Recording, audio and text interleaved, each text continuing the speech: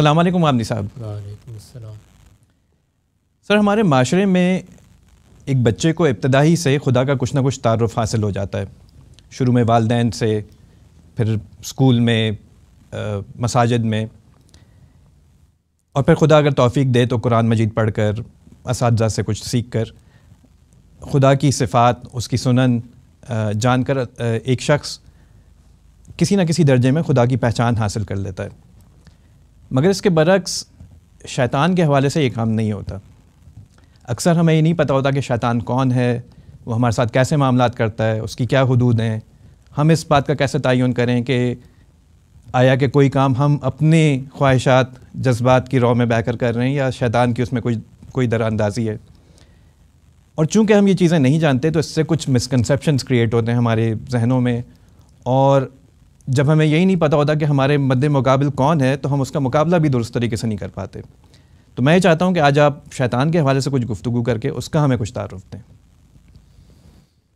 لفظ شیطان ایک اسم صفت ہے، یعنی یہ کسی خاص شخص یا خاص مخلوق کا نام نہیں ہے، یہ اسم صفت ہے۔ وہ لوگ جو خدا کے مقابلے میں سرکشی اختیار کر لیں ان کو عربی زبان میں شیطان بھی کہا جا سکتا ہے اور طاغوت بھی کہا جا سکتا ہے۔ وہ بھی طغیان سے ہے، یہ شیطان ہے۔ تو سرکشی اور تمرد اختیار کرنے والوں کے لیے یہ اسم صفت یا ایک ایڈجیکٹو ہے جو عربی میں استعمال ہوتا ہے۔ ٹھیک ہے۔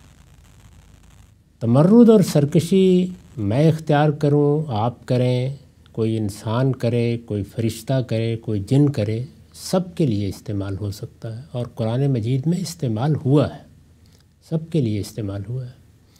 تو اس لیے شیطان کو کوئی الگ مخلوق نہیں سمجھنا چاہیے اس طرح سے۔ یہ تو ایک صفت ہے، جس میں بھی پیدا ہو جائے گی اس کو شیطان کہا جا سکتا ہے۔ ہمارے دیہات میں تو گدھے کو بھی کہتے تھے۔ تو اس لیے یہ ایک صفت کا اظہار ہے، وہ آپ کسی کے بارے میں بھی کر سکتے ہیں۔ اب اس کے بعد ابلیس جس کو کہا جاتا ہے، جی، اس کی حقیقت قرآن سے سمجھ لینی چاہیے۔ یعنی اللہ تعالیٰ نے جب اس دنیا کی ابتدا کی ہوگی تو ہم سے پہلے جو مخلوقات اس میں بنائی گئیں ان میں فرشتے ہیں، ہم نہیں جانتے کب، لیکن بہرحال وہ اللہ کی ایک مخلوق ہے، اور ارادہ و اختیار رکھنے والی مخلوقات میں سب سے بلند تر مخلوق ہے، سب سے برتر مخلوق ہے۔ اس کے بعد جنات ہیں، اور جنات بھی اس لحاظ سے برتر ہیں کہ وہ مادے کی جو انرجی کی فارم ہے اس سے بنائے گئے ہیں۔ جیسے فرشتوں کے بارے میں بعض روایتوں سے معلوم ہوتا ہے، خاص طور پر جو قدیم صحائف کی روایتیں ہیں، کہ وہ اسی مادے کی نور کی صورت ہے اس سے بنائے گئے۔ قرآن مجید سے یہ معلوم ہوتا ہے کہ اللہ تعالیٰ کی طرف سے دو چیزیں صادر ہوتی ہیں جس سے تخلیق کا عمل شروع ہو جاتا ہے، ایک قول اور دوسرے روح منہ۔ تو فرشتے اور روح ہیں۔ ٹھیک ہے۔ بہرحال یہ تینوں مخلوقات اس دنیا میں رہی ہیں، یعنی اس کے بعد انسان بنا دیے گئے۔ تو انسانوں کو جب اس دنیا میں زندگی شروع کرنے کے لیے کہا گیا تو اس میں ایک امتحان برپا ہوا۔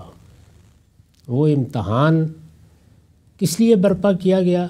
قرآن مجید میں جہاں جہاں اس کا ذکر ہوا ہے، تدبر کرنے سے معلوم ہوتا ہے کہ خود آدم کی یا انسان کی تربیت کے لیے منعقد کیا گیا، اس کو تعلیم دینے کے لیے۔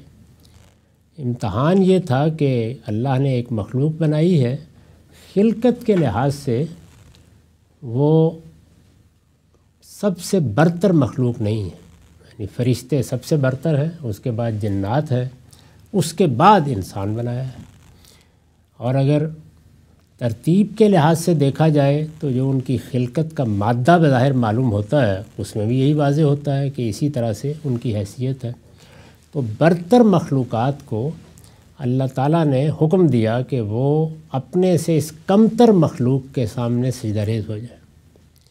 یہ امتحان تھا، اطاعت کا امتحان۔ اطاعت کا امتحان ظاہر ہے کہ اسی طرح لیا جاتا ہے کہ جس میں آدمی کے پاس تمرد کی وجہ موجود ہو، ورنہ تو اطاعت کے کیا معنی ہیں؟ جی، یعنی تمرد کی وجہ یا سرکشی کی وجہ یا انحراف کی وجہ کبھی خواہش ہوتی ہے، کبھی جبلتوں کے وفور سے آدمی یہ کرتا ہے، اور انانیت، اور اسی طرح سے بعض دوسری چیزیں۔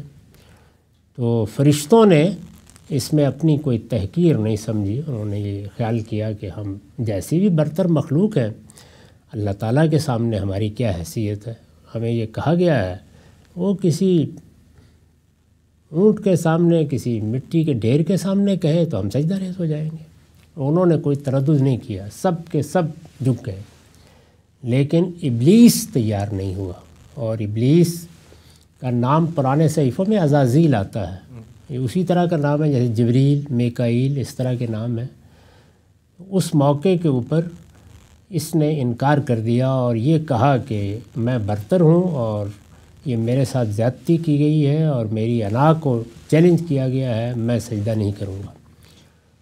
تو اللہ تعالیٰ نے اس موقع پر اس کو راندہ درگاہ کر دیا، لیکن جب اس نے کہا کہ مجھے اپنا انتقام لینے کی مہلت دی جائے تو مہلت دے دی گئی، ٹھیک ہے جاری رکھو اپنے اس مشن کو، یعنی جب قیامت ہوگی تو جنہوں نے بھی انجام کو پہنچنا ہے، انسانوں نے بھی پہنچنا، اس وقت ہم دیکھ لیں گے۔ اس سے گویا جنوں کے ہاں سے اس کشمکش کی ابتدا ہوئی۔ ٹھیک ہے، اب انسان پر آ جائیے۔ انسان کے بارے میں قرآن نے ہمیں بتایا ہے کہ جب اس کو بنایا گیا تو اس کے اندر دونوں طرح کے داعیات رکھ دیے گئے۔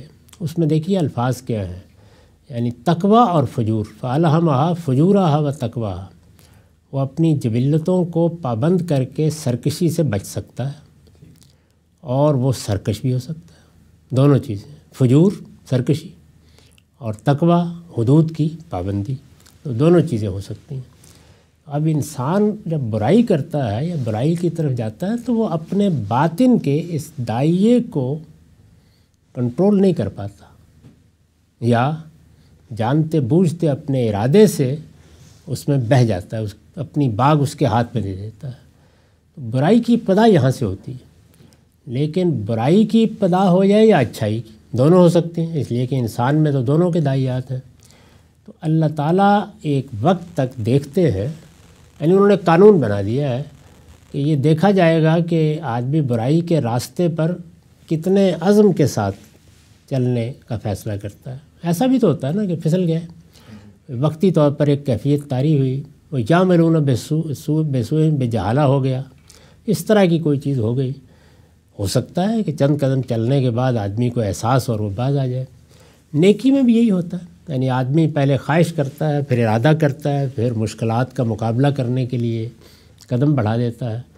تو دونوں صورتوں میں دو مخلوقات کی تائید آنا شروع ہو جاتی ہے، یعنی نیکی ہے تو فرشتوں کی تائید، اور یہ چونکہ اللہ کے اذن سے آتی ہے تو اس کو اللہ کی توفیق سے بھی تعبیر کیا جاتا ہے۔ چنانچہ جن موقعوں پر اس کی ضرورت پیش آئی تو آپ کو معلوم ہے کہ وہاں پیغمبروں کو بھی یہ کہا گیا کہ 5000 فرشتے موجود ہیں اور 3000 فرشتے موجود ہیں۔ اور اسی طرح سے جس وقت ہم برائی پر جازم ہو جاتے ہیں تو ایک وقت ایسا آتا ہے کہ جب خدا سے غفلت ایک جگہ تک پہنچ جاتی ہے تو پھر اللہ تعالیٰ شیاطین کو بھی موقع اذن دے دیتے ہیں کہ اب تم بھی گمراہ کر سکتے ہو۔ اس میں پھر ابلیس اور اس کی ذریت بھی آ کے شامل ہو جاتی ہے۔ ٹھیک ہے، تو اس کو عام طور پر شیطان سے بھی تعبیر کر لیا جاتا ہے، ورنہ قرآن میں شیطان اور طاغوت کے الفاظ شیطان کے لیے یعنی ابلیس کے لیے بھی آئے ہیں۔ ابلیس تو اس کا نام اس کے بعد پڑا جب اللہ کی رحمت سے مایوس ہو گیا، اصل میں نام عزازیل ہی ہے۔ تو یہ اس کی حقیقت ہے۔ ٹھیک ہے سر۔ تو یہ ہمارے ساتھ اگر معاملہ کرتا ہے کوئی کوئی شیاطین اگر معاملہ کرتے ہیں، چاہے وہ انسانوں میں سے ہوں یا جنات میں سے ہوں، تو کیا وہ ہمیں بائنڈ تو نہیں کر سکتے نا کہ ہم کوئی غلط کام کریں؟ وہ وسوس فی صدور الناس، وہ لوگوں کے دلوں میں وسوسہ ڈالتے ہیں۔ ٹھیک ہے، اب یہ آپ کا کام ہے کہ آپ اس وسوسے کو رد کر دیں یا قبول کر لیں۔ قبول کرتے ہیں تو جس طرح آپ قبول کرتے چلے جاتے ہیں ان کو آپ کے وجود پر گرفت حاصل ہوتی چلی جاتی ہے۔ وہاں پر بھی دیکھیے قرآن مجید نے خاص نہیں کیا اسے جنوں کے ساتھ، من الجنت والناس، یعنی وہ جنوں میں سے بھی ہوتے ہیں، انسانوں میں سے بھی ہوتے ہیں، ٹھیک ہے، تو شیاطین دونوں طرف ہوتے ہیں۔ بہت شکریہ، بہت اچھی طریقے سے بات آپ نے واضح کر دی۔